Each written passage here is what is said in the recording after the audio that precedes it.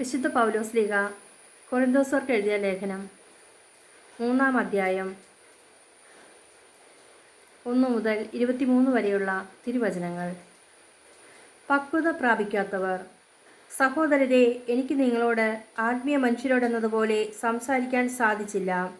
ജഡിക മനുഷ്യരോട് എന്നതുപോലെയും ക്രിസ്തുവിനെക്കുറിച്ചുള്ള അറിവിൻ്റെ കാര്യത്തിൽ പൈതങ്ങളോട് എന്നതുപോലെയുമാണ് നിങ്ങളോട് ഞാൻ സംസാരിച്ചത്. ഗുരുവായ ഭക്ഷണം കഴിക്കാൻ ശക്തരല്ലാതിരുന്നതിനാൽ നിങ്ങൾക്ക് ഞാൻ പാൽ തന്നു. ഇപ്പോഴും നിങ്ങൾ ആ അവസ്ഥയിലാണ്. എന്തെന്നാൽ നിങ്ങളിപ്പോഴും ജഡിക മനുഷ്യർ തന്നെ. നിങ്ങളുടെ ഇടയിൽ അസൂയയും തർക്കവും നിലനിൽക്കുമ്പോൾ നിങ്ങൾ ജഡികരും സാധാരണക്കാരുമല്ലേ? ലൗകികരായതുകൊണ്ടല്ലേ നിങ്ങളിൽ ചിലർ ഞാൻ പൗലോസിൻ്റെ ആളാണെന്നും ചിലർ ഞാൻ അപ്പോളോസിൻ്റെ ആളാണെന്നും പറഞ്ഞു നടക്കുന്നത്?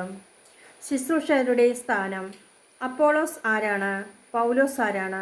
കർത്താവ് നിശ്ചയിച്ചു തന്നതനുസരിച്ച് നിങ്ങളെ വിശ്വാസത്തിലേക്ക് നയിച്ച ശുശ്രൂഷകർ മാത്രം. ഞാൻ നട്ടു, അപ്പോളോസ് നനച്ചു, എന്നാൽ ദൈവമാണ് വളർത്തിയത്. അതുകൊണ്ട് നടുന്നവനോ നനയ്ക്കുന്നവനോ അല്ല, വളർത്തുന്നവനായ ദൈവത്തിനാണ് പ്രാധാന്യം. നടുന്നവനും നനയ്ക്കുന്നവനും തുല്യരാണ്. ജോലിക്ക് തക്ക കൂലി ഓരോരുത്തർക്കും ലഭിക്കും. തങ്ങൾ ദൈവത്തിൻ്റെ കൂട്ടുവേലക്കാരാണ്. നിങ്ങളാകട്ടെ ദൈവത്തിൻ്റെ വയലും വീടും. എനിക്ക് നൽകപ്പെട്ട ദൈവകൃപയനുസരിച്ച് ഒരു വിദഗ്ധ ശില്പിയെപ്പോലെ ഞാൻ അടിസ്ഥാനമിട്ടു, മറ്റൊരുവൻ അതിന്മേൽ പണിയുകയും ചെയ്യുന്നു. എപ്രകാരമാണ് ഞാൻ പണിയുന്നതെന്ന് ഓരോരുത്തരും ഗൗരവപൂർവ്വം ചിന്തിക്കട്ടെ. യേശുക്രിസ്തുവിന് എന്ന അടിസ്ഥാനം സ്ഥാപിക്കപ്പെട്ടു കഴിഞ്ഞു. അതിനു പുറമെ മറ്റൊന്ന് സ്ഥാപിക്കാൻ ആർക്കും സാധിക്കുകയില്ല. ഈ അടിസ്ഥാനത്തിന്മേൽ ആരെങ്കിലും സ്വർണമോ വെള്ളിയോ രത്നങ്ങളോ തടിയോ പുല്ലോ വൈക്കോലോ ഉപയോഗിച്ച് പണിതാലും ഓരോരുത്തരുടെയും പണി പരസ്യമാകും. കർത്താവിൻ്റെ ദിനത്തിൽ അത് വിളംബരം ചെയ്യും. അഗ്നിയാൽ അത് വെളിവാക്കപ്പെടും. ഓരോരുത്തരുടെയും പണി ഏതു തരത്തിലുള്ളതെന്ന് അഗ്നി തെളിയിക്കുകയും ചെയ്യും. ആരുടെ പണി നിലനിൽക്കുന്നുവോ അവൻ സമ്മാനിതനാകും. ആരുടെ പണി അഗ്നിക്കിരയാകുന്നുവോ അവൻ നഷ്ടം സഹിക്കേണ്ടി വരും. എങ്കിലും അഗ്നിയിലൂടെ എന്നവണ്ണം അവൻ രക്ഷ പ്രാപിക്കും. നിങ്ങൾ ദൈവത്തിൻ്റെ ആലയമാണെന്നും ദൈവാത്മാവ് നിങ്ങളിൽ വസിക്കുന്നുവെന്നും നിങ്ങൾ അറിയുന്നില്ലേ?